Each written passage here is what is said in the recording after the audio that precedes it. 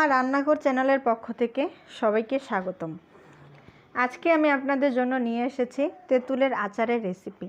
যেহেতু এখন তেঁতুলের মৌসুম চলতেছে, তার জন্য আজকে আমি আপনাদেরকে এই আচারের রেসিপিটা বানিয়ে দেখাবো। তো তেঁতুলের আচার বানানোর জন্য আমি এখানে 500 গ্রাম তেঁতুল নিয়েছি। এখন আমি খোসাটা ছাড়িয়ে নেব, আর খোসার ভিতরে তেঁতুলের সাথে যে শিকড়টা থাকে সেটাও ফেলে দেব। আমি এখানে খোসা সহ 500 গ্রাম নিয়েছি। আপনারা চাইলে খোসা ছাড়া যে তেঁতুলগুলো থাকে সেগুলোও নিতে পারেন, তবে যেই তেঁতুলটাই নেন না কেন চেষ্টা করবেন এই বছরে তেঁতুলটা নেওয়ার, তাহলে আচারের কালারটা অনেক সুন্দর আসবে।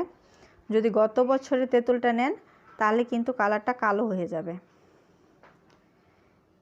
তো এখন আমি তেঁতুলের সব খোসাগুলো ছাড়িয়ে নিচ্ছি।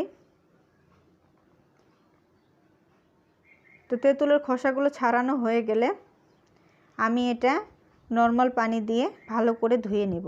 যেহেতু এটা বাজার থেকে কেনা, তাই ময়লা টয়লা থাকতে পারে, তার জন্য আমি এটা ধুয়ে নেব। তো আমার খোসা ছাড়ানো হয়ে গেছে আর আমি ধুয়ে নিয়েছি। এখন আমি এখানে 1 কাপের থেকে একটু কম পানি দিয়ে দিলাম। এখন আমি এটা 1 ঘন্টা ভিজিয়ে রাখব। তো 1 ঘন্টার ভিতরে আমি একটা মশলা বানিয়ে নিব। তার জন্য আমি এখানে শুকনো মরিচ, 1 চামচ মৌরি, 1 চামচ ধনিয়া আর 1 চামচ পাঁচফোড়ন নিয়েছি। প্রথমে আমি কিছুক্ষণ মরিচগুলো ভেজে নেব। তারপরে আমি মৌরি, পাঁচফোড়ন আর ধনিয়াটা দিয়ে দিলাম। দিয়ে এখন হালকা কিছুক্ষণ এটা ভেজে নেব। তারপরে এটা আমি ঠান্ডা করে গ্রাইন্ডারে গ্রাইন্ড করে নেব। তা আমি যে তেঁতুলটা ভিজিয়ে রেখেছিলাম সেটার 1 ঘন্টা হয়ে গেছে। তেঁতুলটা অনেকটা নরম হয়ে গেছে। এখন আমি একটু মেখে নেব, আর এমনভাবে মাখতে হবে যেন তেঁতুলের ভিতরে বিচিটা বের না হয়। তো আমার এটা মাখানো হয়ে গেছে। এখন আমি কড়াইতে প্রায় 1/2 কাপের থেকে একটু বেশি সরিষার তেল দিয়েছি। এখন সেখানে আমি তেঁতুলটা দিয়ে দিলাম।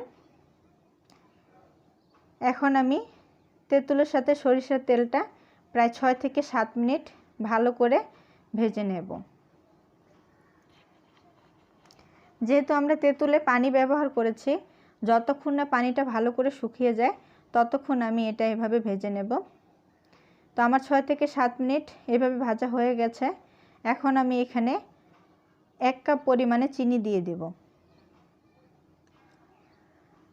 আমি এখানে আখের চিনি ব্যবহার করতেছি, আপনারা চাইলে আখের গুড় ব্যবহার করতে পারেন। তো আমি 1 কাপ পরিমাণে চিনি দিয়ে দিলাম।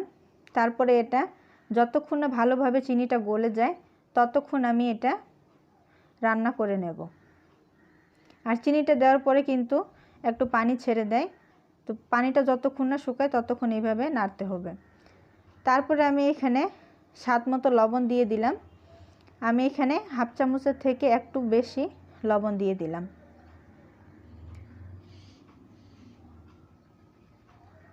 তো প্রায় 6 থেকে 7 মিনিট এভাবে নেড়ে নেওয়ার পরে আমি এখানে 1 চামচ পরিমাণে ভিনেগার দিয়ে দিলাম।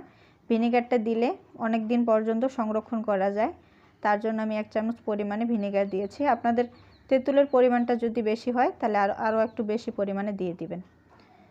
তো এখন আমি এখানে 2 টেবিল চামচ ভাজা মশলাটা আমি যে ভেজে নিয়েছিলাম সেটা দিয়ে দিলাম। দিয়ে এখন প্রায় 4 থেকে 5 মিনিট আমি আরও এইভাবে ভেজে নেব।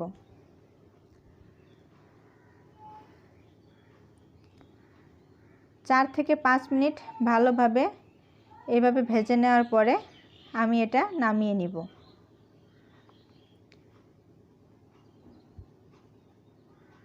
তো তৈরি হয়ে গেল আমার মজার তেঁতুলের আচারের রেসিপিটা আপনাদের কাছে কেমন লাগলো সেটা আমাকে জানাবেন। আর রেসিপি যদি ট্রাই করেন বাসায় তো অবশ্যই আমাদেরকে কমেন্টে জানাবেন। তো ভালো লাগলে ভিডিওটা লাইক করবেন, শেয়ার করবেন আর চ্যানেলটা সাবস্ক্রাইব করে